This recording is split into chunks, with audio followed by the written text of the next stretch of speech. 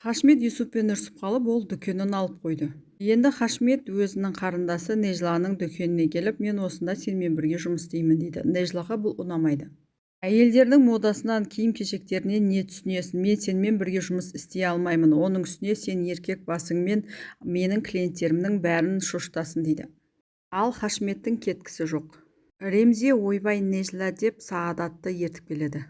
Сен Зылиханың намысына тиетін неше түрлі сөздер айттың, енді аудан тұрғындары саған ренжулі дейді. Оның бәрін айтқан Хашмет, менің не қатысым бар дейді Нежла. Саған да бойкот жариялады, өйткені сен де осы көшенің өсекшілерінің бірісің дейді. Менің кінәм не? Олар мені бір емес екі жерден атты емес па деп Хашмет ақталады. Ұятсыздар, Құдай сендердің жазаларыңды берсін деп Хашмет айқайлап жатыр көшеде. Неге менің бутигіме адамдар келмей жатыр десем, барлығы сенің кесіріңнен екен ғой дейді Нежла. Ісімнің берекесін кетірдің, кет менің бутигімнен дейді. Қайда барсаң онда бар, барып Эмрахтың чайханасына барасың ба, әйтеуір осы жерден құры дейді.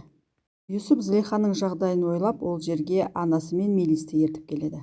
Арамызда недер болмады, оған қарамастан сен менің немеремді көтеріп жүрсің, сондықтан да саған көмектесуге келдік, еш нәрсе уайымдама дейді.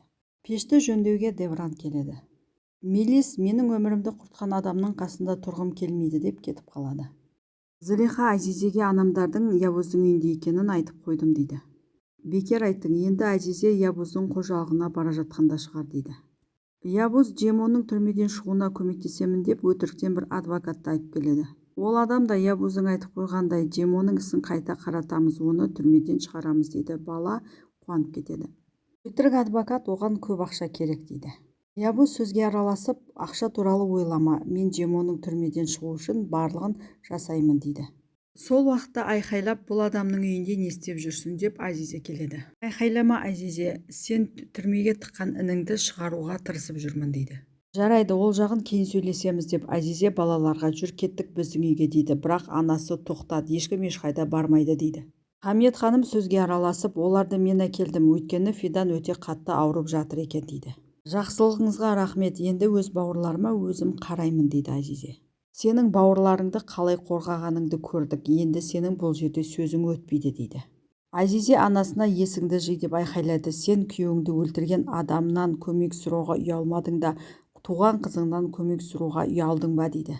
Мына үйге кіруге қалай дәтің барды деп Азизе айқайлайды анасына. Күйеуім қайтыс болды, ал балам болса тірі, оны түрмеден құтқаруым керек. Сен анай болған емессің, сондықтан еш нәрсе түсінбейсің дейді.